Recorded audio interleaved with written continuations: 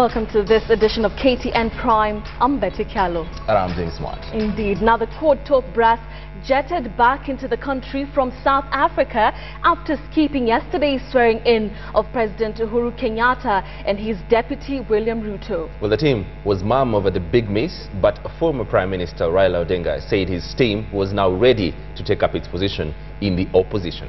Well, KTN's Patrick Amimo reports. 6:45 p.m. and Kenya Airways Flight 763 from Johannesburg, South Africa, touched down at the Jomo Kenyatta International Airport. The plane was carrying former Prime Minister Raila Odinga, former Vice President Kalonzo Musyoka, and Bungoma Senator Kamford Kenya leader Moses Wetangula. The three leaders were initially scheduled to arrive at 10 minutes to 4 p.m. but missed the first KQ flight and had to be booked in this second flight. To welcome them back at the airport was here Senator James Orengo and nominated ODM Senator Elizabeth Ongoro. The three left the country on Saturday night for a 4-day vacation in South Africa ahead of the swearing-in ceremony of Kenya's fourth President Uhuru Kenyatta and Deputy President William Ruto. Former Prime Minister Raila Odinga explained why the vacation was critical for the team. We decided to take a rest after a very grueling campaign exercise that lasted nearly 3 months. So we have an opportunity now to relax in a very friendly environment in Southern Africa. We've been watching games, we've been playing some games, and we are now back fully rejuvenated. They thanked Kenyans for maintaining peace throughout the electioneering period. The media briefing took less than 3 minutes. When journalists who had camped at the airport for almost 4 hours wanted to know why the three leaders skipped the swearing-in ceremony of Uhuru Kenyatta as Kenya's fourth president, this was the response. Thank you very much. Maybe they'll have to answer that question later. And even though they have now officially relinquished their positions as PM and VP, they were chauffeured from the airport by the government security detail that was seconded to them under the Grand Coalition government, whose term ended yesterday with the swearing-in of Kenya's fourth president. Patrick Amimo, KTN Prime. That story leads us to our big question, and tonight we ask, do you think the three core leaders will stick together in opposition? Send your yes or no responses with brief comments to the number 8040, and Betty and I will sample your views during this live discussion and give you the poll results at the end of this bulletin. President Uhuru Kenyatta and his deputy William Ruto spent their first full day in office holding talks with regional leaders and special envoys. The meetings at State House were held as the two leaders grappled with the formula of crafting the cabinet. Our senior reporter Rita Tinina has been monitoring. He met several leaders. He held talks with Rwandan President Paul Kagame. He also met the President of the Democratic Republic of Congo, Joseph Kabila, Malawi's Vice President, as well as India's Minister for Human Resource Development, and the U.S. civil rights activist Jesse Jackson. Special envoys from Sri Lanka, China, as well as South Korea also called on the President at State House, Nairobi. The World Bank Vice President for Africa, Mokta Diop, also met President Uhuru Kenyatta at State House. But even with the busy schedule, we are told that the President and his deputy William Ruto, together with their strategists, also spared some time to try and complete one of their major tasks, and that is formation of the cabinet. We are told they are still polishing up on the lineup of just who will be in their list of cabinet secretaries. James. Well, Rita, you have been doing some digging on some of the cabinet secretaries. Who's on the list? What are we hearing, Rita?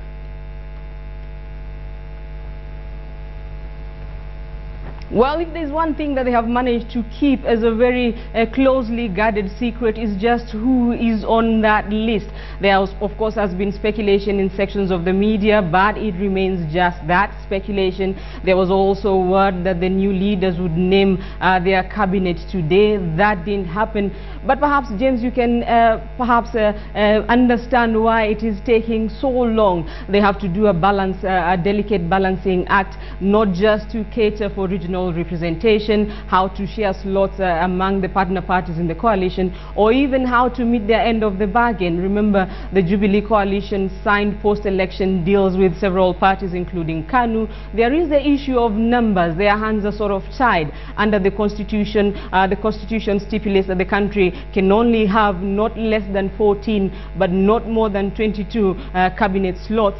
So I think just who takes what position is sort of giving them a headache. James? Well, Rita Tinina there joining us from our city center studios. Thank you very much for holding brief for us today. Thank you, Rita. Well, still on the cabinet, the Foreign Affairs Secretary appointee already has his work well cut out, going by President Uhuru Kenyatta's declared position on foreign relations in his inaugural speech. What does it mean for ties with Kenya's development partners? Well, today a host of world leaders and representatives paid Uhuru a courtesy call, but it appears that Western countries are still trading cautiously as they gauge Kenya's new leadership.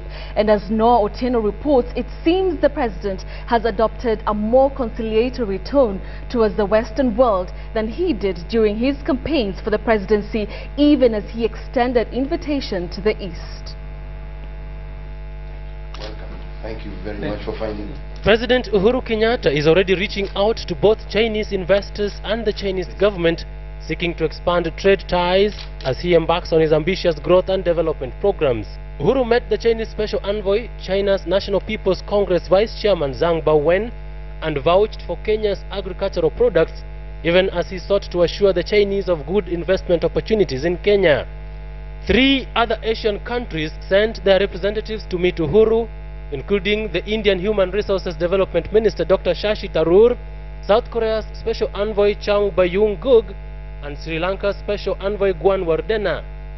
An economic affairs analyst at the Institute of Economic Affairs, David Owiro, says Uhuru was always expected to cement relations with the East. These people work in complementary. So as far as funding our projects are concerned, the Chinese can only supplement what other people are doing. They cannot substitute or even replace. But also telling in Uhuru's meetings on the first day in office was the meeting with 2 World Bank chiefs, the World Bank Vice President for African Makta Diop and the country representative for the World Bank Johannes Zut. Even though the Western countries are taking their time, the economist says Uhuru, like other African leaders, will have to reach out to the West for the sake of ongoing socio-economic programs. If you take a simple issue such as health, there are facilities, global facilities that exist, which are provided or available for countries to access.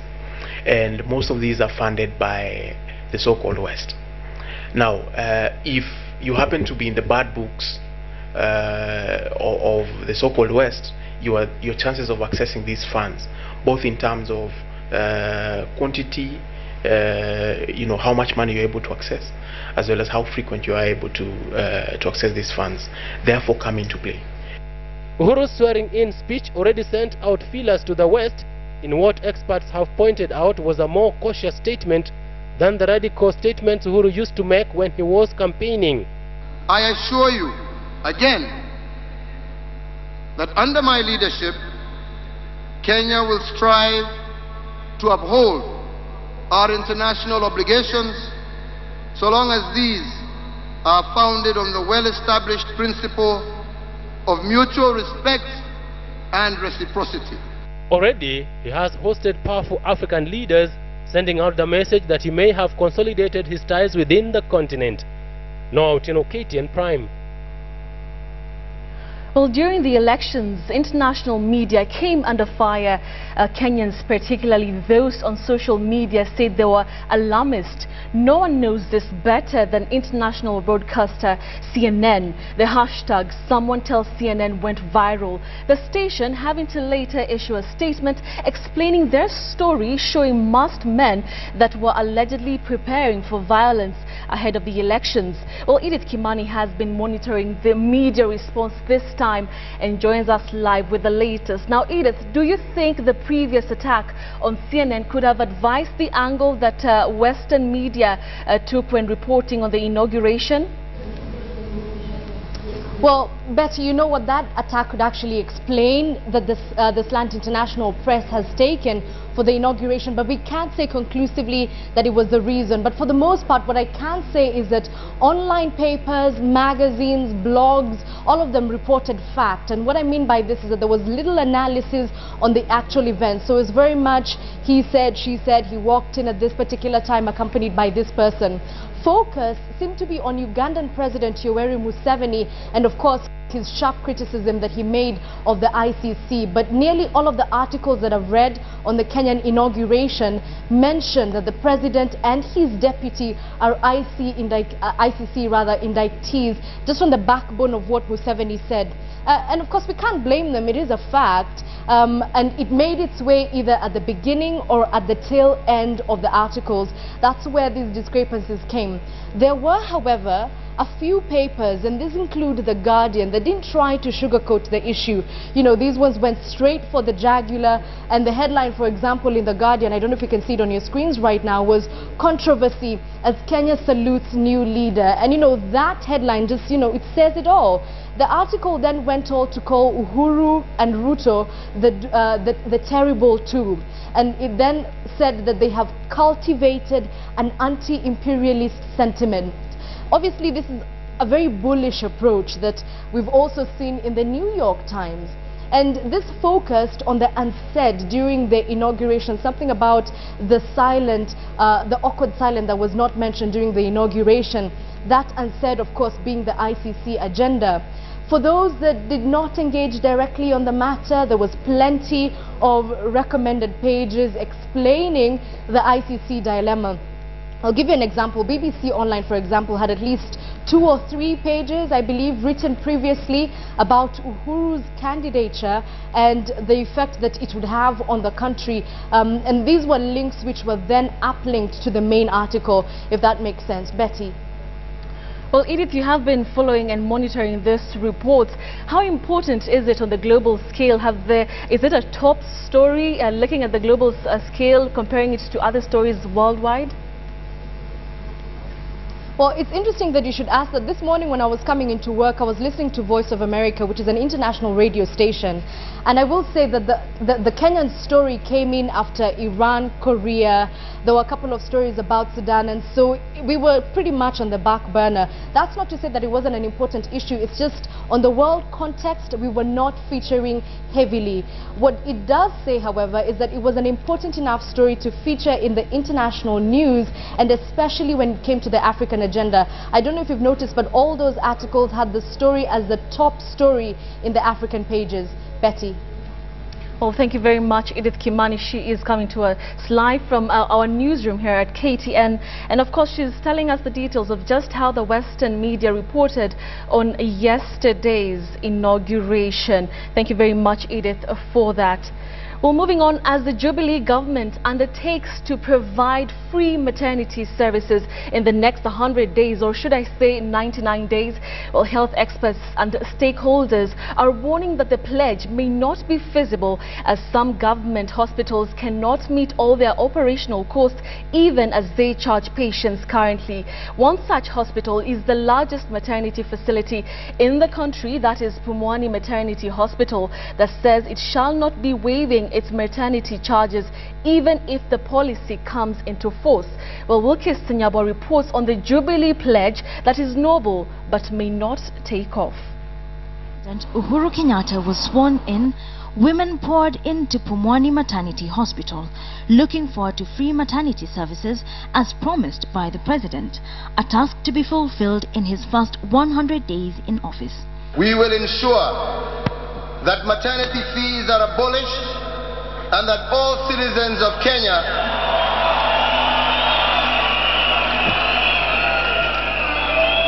are able to access government dispensaries and health centers free of charge.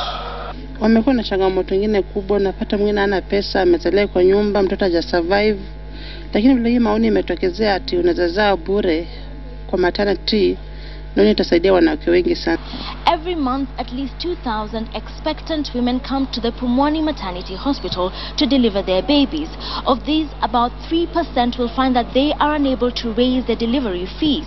The waiver proposed by President Uhuru Kenyatta is expected to provide a reprieve to expectant women all across the country. But shall it?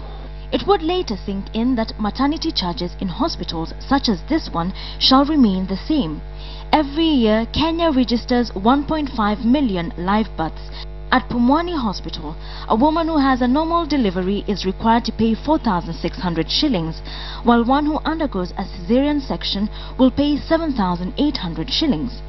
For every night she spends in hospital, she will pay 400 shillings for her bed. Women who undergo caesarean sections are likely to remain in hospital for at least 4 days. The total cost, one that many in low-income areas can hardly afford, yet it is unlikely to fall. The waiver that the President may be talking about is maybe this 20 shillings. 20 shillings in the health centers. But if you come to Pumwani Hospital, you're usually referred because you have a difficult delivery. Those cases which need operation in theater, a cesarean section, there is a cost implication. Health centers charge expectant women just 20 shillings to give birth, a fee that was implemented during Charity Ngilu's stint as Minister for Health, and one that shall now be waived. Yet despite the subsidized cost of giving birth in a dispensary or health center, many women bypass them on their way to the bigger and more costly health facilities, citing the fact that while health centers are served by midwives and nurses, hospitals are served by doctors and are better equipped in case complications arise. Begging the question, if maternity services were made free in all facilities, would hospitals see an influx of patients similar to the rush for schools occasioned by the free primary education program? And are the hospitals equipped to handle it? The solution, a section of healthcare analysts now say, is not to give free maternity services, but to improve healthcare services. Because most of the times, those women will go to deliver in those health facilities, but you'll find that they don't have even gloves, they have to go to buy. They have no syringes, they don't have even the essential basic emergency drugs in case of anything. It will entail the repair of the existing health facilities, and it will entail the construction of new health facilities, allowing women to pay a token amount that would go towards maintaining the facilities while ensuring quality maternity services across the country. Vulkis Anyabwa, KTN Prime. Well, for President Uhuru Kenyatta's free medical care pledge to be realized in 100 days, it will all depend on who he chooses to be the Cabinet Secretary for Health, preferably with a background in healthcare. This appointee will have a better understanding on how to implement this ambitious promise than a party loyalist would. KTN's Catherine Omwantho takes a look at the health docket and the health sector's preferred criteria for selecting the person who will take over the ministry from former ministers Professor Anyang' Nyong'o and Beth Bugo. The shallow breaths of 7-month-old Victor Sempele are a telling sign of his ill health. Nikajifungua vizuri na nikaliliziwa. Nilipokaa akiwa na miezi 3 akagonjeka pneumonia. Not only was baby Victor diagnosed with pneumonia, he was also found to have a congenital heart condition known as truncus atreus type 1. Now 35-year-old Ruth, a single mother of 2, must look for 1 million shillings to save her baby's life. Nikaambiwa Karen Hospital huwa wanasaidia. Nikarudi huko Karen Hospital. Nikaenda wakanipimia mtoto, wakaniambia ni mpaka India. India, a 10-hour flight away when Kenya is known to have some of the most brilliant medical surgeons in the business. But these brilliant minds are not enough to offer medical solutions to 40 million Kenyans. It's a no-brainer for me. You have to train the specialists. We have 8 neurosurgeons in the country. What happens to the 100 plus who need neurosurgeons every day? We can't have Dr. Munena and Dr. Ruturi do all the surgeries. We can't have less than 10 cardiac surgeons and expect to sustain 40 million people. It makes no sense. Lack of medical specialists is just one of the issues plaguing the health sector. Not to mention the lack of facilities and equipment as simple as latex gloves and syringes in many dispensaries and public hospitals. The families that suffer the poor facilities that we have lived in the dark so much, they don't appreciate that they could actually be light somewhere else. And they blame themselves for a failure that is not their own, because they pay their taxes. As long as healthcare has not been a political issue, then the politicians have been very comfortable ignoring it. The inauguration of Uhuru Kenyatta as president marks a fresh page and an opportunity for the new government to bring health matters to the forefront. The cost of healthcare in Kenya has not been extremely high. Now, our goal at this stage is to get 15%. But 15% is not realistic in the immediate term. However, even with 10% of the budget, we can do a lot and see a big change from where we are. I think starting with 10% at this stage, you can actually move this country from the dark ages. Their manifesto on health may be an ambitious one, but is a step in the right direction. However, how well this works out depends on who Uhuru Kenyatta chooses to be his cabinet secretary for health. You noted that we had a lot of fracas last 2 years as a union with the government. Believe it or not, a lot of this would have been very unnecessary were it not that the understanding of certain cadres of workers in the health sector were better understood. For example, the registrars. And we had an argument that should never have arisen, that should we or should we not pay the registrars? You know, if we had a person with a medical background heading that particular ministry, it should have been an issue, because they know how much work they put in and that they're an integral part of that workforce, and therefore nobody would have hesitated to pay them. This person should be able to create self-reliance within the healthcare system, even with the current 7% allocation of the national revenue. We have a program that is largely dependent on donors. Look at our HIV programs, TB programs, malaria programs, 95% dependent on donors. Right now, there's a big fear that the donors may cut down on these funds and leave our helpless patients without any kind of treatment. We don't have a sustainable plan that is locally produced, so we need to begin to work on our own solutions. This healthcare professional may revive the universal healthcare program and finally implement it to the benefit of Kenyans. Kenyans like baby Victor, whose unemployed mother cannot afford treatment from a private hospital, let alone India. The NHIF scheme, a universal insurance scheme, I believe it's possible, and I believe it's part of our solutions. Why have you opposed it? Many people have given various reasons. Now, one of this is that private insurance companies don't want this to work. Well, all those could be true.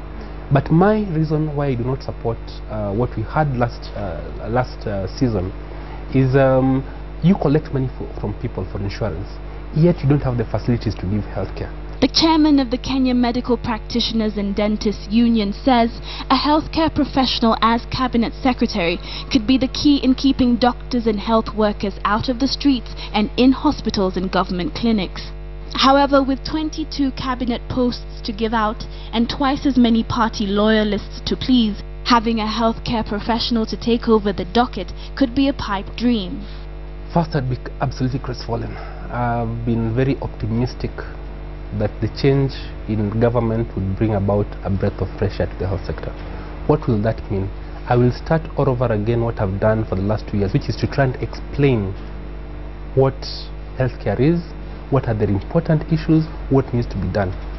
The previous government focused most of its efforts in improving infrastructure throughout the country, but the Jubilee government seems to have a special place in its heart for healthcare and providing healthcare to all Kenyans, rich or poor. And they also have a very ambitious manifesto. So when the newly installed President Uhuru Kenyatta finally sits down to name his cabinet, it will be interesting to see whether he will bow to political pressure and appoint party loyalists, or whether he will actually appoint a healthcare professional who understands the in and outs of the healthcare sector. Catherine Omwanto, KTN in Nairobi. Thank you, Catherine, for that. And now to the laptops for Standard 1 Pupils agenda that started as just another item in the Jubilee Coalition's manifesto that was quickly dismissed as a campaign gimmick. However, after President Uhuru Kenyatta's inaugural speech yesterday, it could be a reality as soon as January 2014. President Kenyatta promised to get structures in place in the first 100 days to ensure that the promise is fulfilled. But as KTN's Angel Katusi reports, education experts, though welcoming the move, say it is too ambitious for an economy that is still struggling to stand on its own. This manifesto is home. When the Jubilee Coalition launched the manifesto and promised to provide laptops for primary school pupils, some skeptics rubbished the pledge as a campaign gimmick. However, as President Kenyatta read his inaugural speech, he called on the electorate to hold them to account, and the laptop promise was revisited, this time complete with timeframes for execution. We made a promise to our children, and we will keep it, because we believe that early exposure to technology will inspire future innovation. However, even with the assurance, some education experts are worried that even though a brilliant idea, questions abound as to whether the project will have an impact on the Standard 1 pupils and to the general education curriculum. Whether it is a priority, I would say no. When I look at the issues bedeviling, and I will talk about the early grade because this is a promise for every class 1 child. And when I look at the issues bedeviling class 1, where you have almost no competencies that will allow you to exploit this technology, I say to myself, this is not a priority, and if I had a wish list, I would have liked to see something that is targeting energizing learning at the early grades. When you now cascade it into the sector and you look at the various challenges that the sector is facing, you really are convinced that there are other things that, for example, the right to education of the child, probably coming up with programs that can ensure that every child has access to quality, compulsory and free education, then that becomes now the priority and the main focus actually. They all, however, agree that if implemented well, it could be the stepping stone for what will revolutionize our education sector. Has all the planning that will allow this technology to translate education and learning been thought through? I would say I don't think so, but it is an opportunity. It is an opportunity to make the laptop not to be just another toy, but to be something that can be used for learning. In the process of development, we are together. What makes the difference? It is the level of development. In one area, they could be starting with the teachers and, giving them seminars and the courses about computers. In another setup, they don't need seminars, they don't need courses, they need something advanced. But the whole process is the process of making the country to become a technology country which has adopted new technology. With an education system in Kenya where majority of children cannot access education, where the pupil-teacher ratio is worrying, and where simple teaching aids like textbooks are not available, experts would want the government to think more while implementing the project. And while they do so, some food for thought. Will the government provide laptops on a yearly basis for Standard 1 people, or will the pupils leave them behind as they transit to the next class? Who will bear the cost of repairing of damaged laptops? Who will ensure the safety of the laptops? What kind of laptops is the government going to provide? These are just but a few pertinent questions that are going through the minds of experts and parents as well. Reporting for KTN, I'm Angel Katusia. Form that you take around the departments. William Ruto joked about it during the inauguration ceremony. You were doing your clearance in State House, everything was signed, but at some point, some fellows said they cannot clear you because there was a small broken window in State House. But in truth, Mwai Kibaki has left State House, standard in hand, with quite a few things left undone, dating back to when he first got into office. The Ndongo Land Report, detailing the history of land injustices in the country, named very high-ranking members of Kenya's past regimes as having been complicit in irregular land allocations and transfers. And from an infamous time during Kibaki's regime, the confident swagger of the Artur brothers into the country left Kibaki's regime facing some serious questions over the integrity of officers within it. Kenya would later come to learn that the Artur brothers were really here in in connection with a drug haul netted at the coast in 2004. The Kiruki Commission sat, heard testimony and prepared a report that to date has not been released to the public. This is Mr. Report. More recently, the Kalpana Rawal-led commission investigating the circumstances in which a helicopter ferrying the late Internal Security Minister George Saitoti crashed handed the report over to the former president. A KTN Inside Story investigation into the same revealed very serious oversights in the investigation into the crash that may point to the crash not being an accident. Already, the government has reacted to the story. These programs don't help anybody. I didn't see it myself. I was told it was land. My various friends called me and told me that it was very evil. It is all falsehood. The report is ready. It has been released to Parliament. The report on Saitoti. It can be accessed by the public. There's nothing to hide. Uhuru Kenyatta may want a fresh start in order to set the tone for his presidency, but in doing so, he may need to clean out an old closet first. John Alanamu, KTN.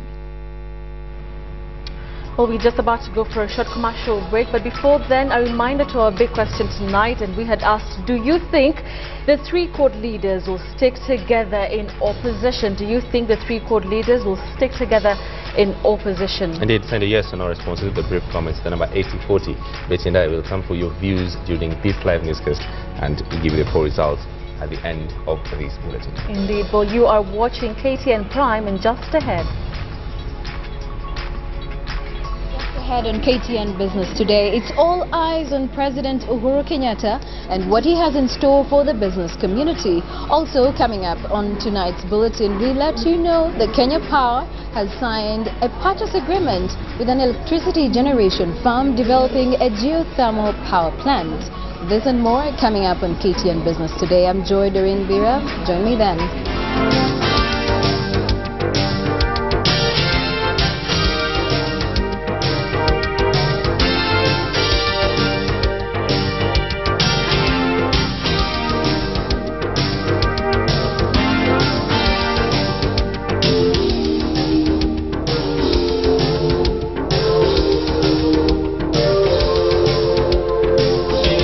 Dead from floods.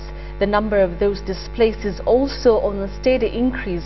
The Kenya Red Cross says the numbers are likely to keep going up as the rainy season continues through to May. Well, the latest figures from the Kenya Red Cross indicate that one of the worst affected areas is the Rift Valley region. 10 people have lost their lives, another 210 people have reportedly been displaced. Well, the road network has also been adversely affected, with the Ministry of Roads having banned heavy vehicles from using the Nairobi-Nakuru highway after a section of the bridge near Naivasha town was washed away by the floods. Well, in the western region, it's a slightly different story. Here, at least 2 people have died. However, the number of displaced persons stand at over 3,000. Observers say this could probably be attributed from the experience residents of Western Kenya have had in the past. They have gotten better at cheating death, but the 3,000 displaced showing the raging waters still have a huge effect on them. The Upper Eastern is another region that has been notably hit by the floods. In this particular region, 5 people have lost their lives and close to 7,000 have been displaced. There are also 3 people who are reported missing, with search and rescue efforts underway. Well, in the coast region, 5 people have died and over 7,500 have been rendered homeless. The railway line is also reported to have been disrupted at Mtito and Day. Well, Catherine Omonto now reports on the latest flood incident.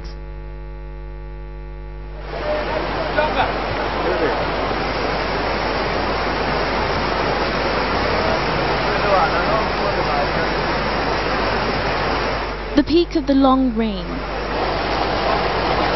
When you see such kind of water flowing through the city center of a town like Naivasha, then it shows something like to do with the poor drainage systems. Biashara imeadhirika sana because huwezi move from point A to point B kwa sababu ya vile mafuriko imejaa. Customer zetu hawezi kuja sababu hata mahali barabara imejaa maji. Year in, year out, the rains wreak havoc, but this time the damage, like that to the bridge along the Naivasha-Nakuru highway, has caught the attention of those within the Ministry of Roads. We've already identified a contractor, SS Meta, who is working near here. We've called in our mechanical and transport department to bring equipment. On Tuesday night, the swollen Athi River destroyed yet another bridge, leaving residents stranded. The scenes are replicated in the Lake Victoria Basin, Rift Valley and central Kenya. According to Red Cross, 18,633 people have been displaced, 32 are dead and 6 are still missing. Property worth hundreds of thousands of shillings has also been destroyed. Rescue workers have set up shelters for those displaced and are providing food, blankets and mosquito nets. However, there are fears the floods could spread waterborne diseases. Despite the rains expected to subside over the next several days, those living in flood-prone areas are still being asked to move to higher ground. Catherine Omwando, KTN. Well, 4 Kenyans were among the 12 people shot dead by gunmen who attacked a United Nations convoy in Juba, South Sudan on Tuesday. Others killed in the attack are 5 Indian peacekeepers. According to the report, some 200 attackers armed with rocket-propelled grenades ambushed the convoy in the troubled eastern region of Jonglei in Juba. UN Secretary General Ban Ki-moon has said that the attack could constitute a war crime. According to UN peacekeeping spokeswoman Josephine Guerrero, the peacekeepers were vastly outnumbered in what she termed as a deliberate and targeted attack. Those wounded were being treated in hospital in neighboring Uganda. Now, as the House of Commons in Britain set aside time for members of Parliament to pay tribute to the late Margaret Thatcher, today Kenyans, especially students at Moi University in Eldoret, are remembering the Iron Lady for giving them a world-class library, one of the largest research facility in East and Central Africa. Mercy Kandia now reports on Thatcher's contribution towards empowerment in education from Uasin Gishu County. Thousands of miles away from Britain at Moi University here in Eldoret, Margaret Thatcher's legacy lives on, where the name isn't just a name to one of the world's greatest leaders, it is also the name given to the university's library, one of the largest in East and Central Africa. The Margaret Thatcher Library, named after Britain's first female Prime Minister, whose government funded the £8 million library completed in 1994. She made history to come, and that history, actually, we feel honored that she came all the way to Moi University. Dr. Tirong Arap Tanui, the university's librarian, remembers Thatcher's visit, saying that at the time the university was using a small informal library, its completion being one of the greatest gifts to this institution of higher learning. I remember some of the students, when the library was just about new, calling it the House of Lords. And that to me was like saying they themselves were part of the House of Lords, simply because the Margaret Thatcher, Baroness Thatcher, was a member of the House of Lords. The opening ceremony was officiated by former president and the then chancellor of the university, Daniel Moi, who also picked the name Margaret Thatcher among several suggested names. The university then received books from some of the largest book suppliers in the world, with a section dedicated to children from the local community and the teaching staff. Students now setting their eyes on bigger dreams. At the entrance, staff and students get a chance to write their messages of condolence. The popular library gets visits from school-going children, a big library to match its big name. The Iron Lady's immense contribution to Kenya's higher education system in the country's second public university shall forever be a fitting tribute to her life. As the world mourns one of the greatest female leaders to have ever lived on this earth, Moi University takes pride in sharing in one of her greatest legacies here in Kenya, the Margaret Thatcher Library, stationed here in Moi University. Mercy Kandia, KTN, Moi University at the Margaret Thatcher Library in the county of Uasin Gishu. Right, the tributes to Baroness Margaret Thatcher would continue indeed until and even after her burial next week. Well, a reminder of a big question, and we asked you if you think the three court leaders will stick together in opposition, and we asked you to send your yes or no responses to the number 8040, and we have provisional results. All right, and so far 57% say no and 43% say yes. Let me sample just two SMSs that have already come in. One, no, they will not. Two are lawyers and one an engineer. In politics, they've not been together till the recent marriage of convenience, which is the purpose failed after they lost the election. They can't work together. That is Omari in Mombasa. A yes here says the only reason why they cannot stick together is in the minds of the pessimists who wish they shouldn't. Another one here says yes, they will stay together because they're guided by the Holy Spirit. All right, indeed, those remember provisional results. 57% of you think that they will not, and 43% think they will. Continue texting in. Betty and I still voting briefly, and we're going to give you the final results at the end of this live newscast. All right, we'll take a short commercial break. Joy coming up next to the day's business. Stay tuned. KTN Sports today, a new cabinet is coming in soon, and we'll be telling you what Kenyans have. Time for us to look at business. I'm Joy during Bira. A new government and a basket full of expectations is what President Uhuru Kenyatta should expect as he assumes power. The country's fourth president, however, seems to have a lead on things, pledging to continue the duties of his predecessors in ensuring Kenya's economic growth is boosted further. Kenyatta says this will be realized by increasing accessibility through economic diversity. KTN has more. President Uhuru Kenyatta on Tuesday, April 9, 2013, delivered his inauguration speech before a mammoth crowd with focus on various sectors, including the business community.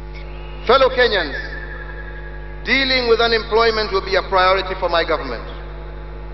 We are committed to creating jobs and opportunities for our people, especially our young people.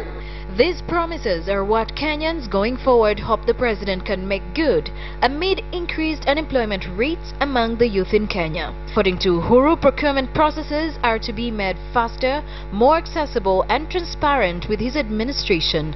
Diversity of the economic base, he says, is key. For too long, our nation has exported jobs that should rightly belong to our citizens. We have focused on exporting primary products instead of value addition and manufacturing finished goods, thereby creating jobs and improving our standard of living. Kenya's new commander-in-chief also pledged to support the manufacturing industry and support both local and international enterprises that have strived to create finished goods using local labor and material by buying Kenyan first. Looking at more business, having gotten over a legal tussle over franchise rights, the RMA Group is set to get down to business as authorized dealers of Jaguar Land Rover vehicles. Now, the company is currently setting up a number of service centers in Nairobi and is poised to begin operations before June this year. The entry of RMA follows the decision by Jaguar Land Rover South Africa to terminate its long-standing contract with CMC Motors and settled on the new firm to drive its future growth in the Kenyan market. RMA executives are set to make significant investments in vehicle and part inventories and state-of-the-art premises to world-class standards. Power distribution company Kenya Power has signed a power purchase agreement with an electricity generation firm that is developing a geothermal power plant in Longnot. The 140 megawatt power plant, planned to start operations in 2018, will be developed, owned and operated by the Africa Geothermal International Kenya Limited at Longnot, close to the Olkaria geothermal fields. This will bring on board much needed power onto the national grid that is currently under 2,000 megawatts. With only 1,672 megawatts installed power capacity, Kenya is a country in dire need of power to drive economic growth. State-owned power producer KenGen has a plan to get an additional 3,000 megawatts onto the national grid by 2030, but independent power producers are rushing in to fill in the gap. The power purchase agreement between Kenya Power and AGIL will make the firm among the first private sector players to make a major investment in geothermal electricity generation. For Kenya Power, it provides an opportunity to improve the quality of electricity in the country, which many consumers have complained is wanting. The PPA has a term of 25 years after the power plant commercial operation date scheduled for 2018, with project development and construction activities to be carried out in the interim period. Kenya has a potential to generate upwards of 7,000 megawatts of electricity from its geothermal resources, much of which is located along the Rift Valley.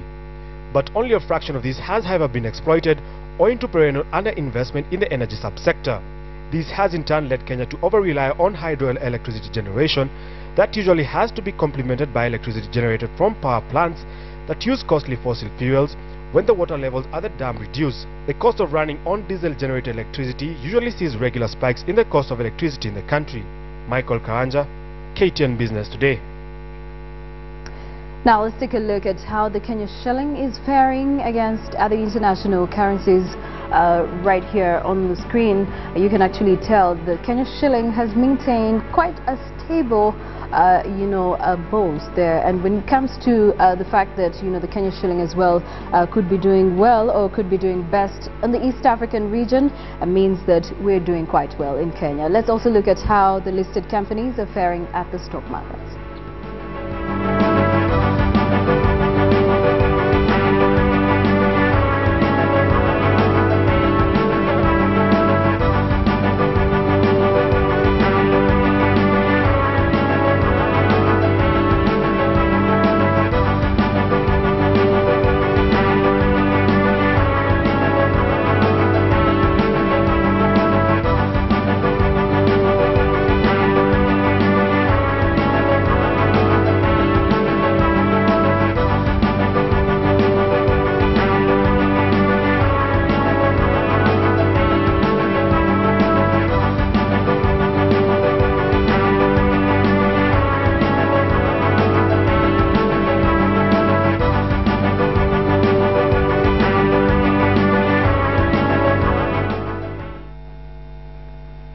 And well, that's it that we had tonight on KTN Business Today. I'm Joy Doreen Bira. Nicholas Mudimba is up next with KTN Sport Today.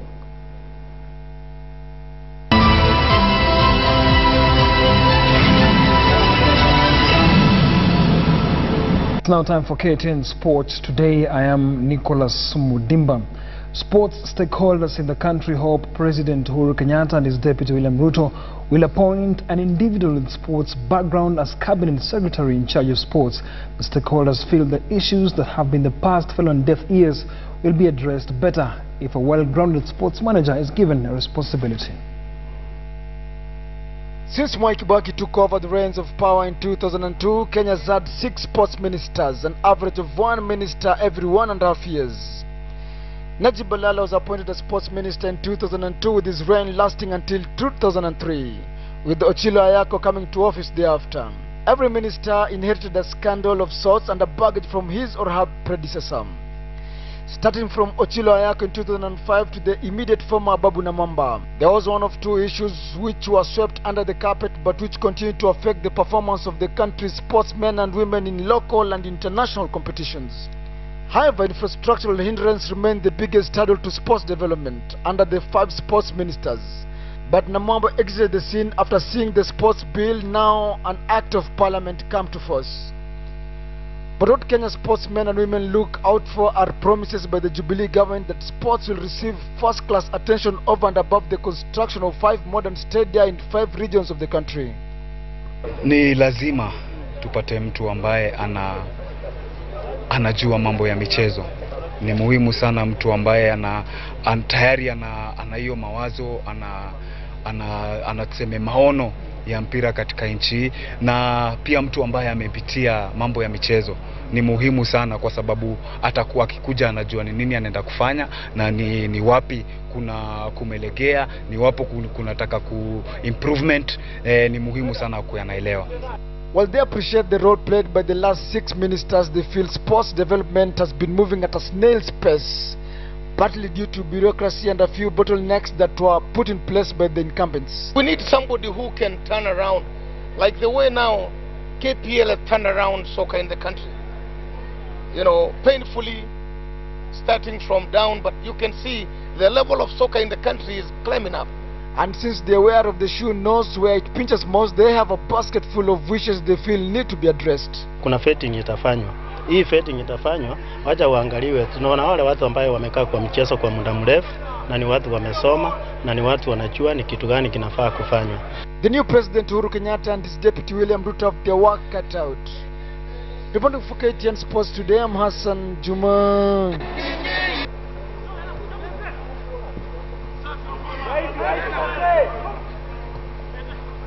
First improve each player, after each player improve the team, after the team must improve the club. That's what my vision of football. And you see that certainly I have another idea of the tactic, but we will try and we will see. We will be giving you an opportunity to shop around for your helper or your assistant. I don't want this time the committee to appoint any other official. Kila coach kuja na his own mentality, so I think all the players are trying to follow his mentality, and I think it will get us somewhere. Tactically ako very sound, na kila mtu anampatia maximum cooperation, so it's only a matter of time before tuanze kuona results mzuri.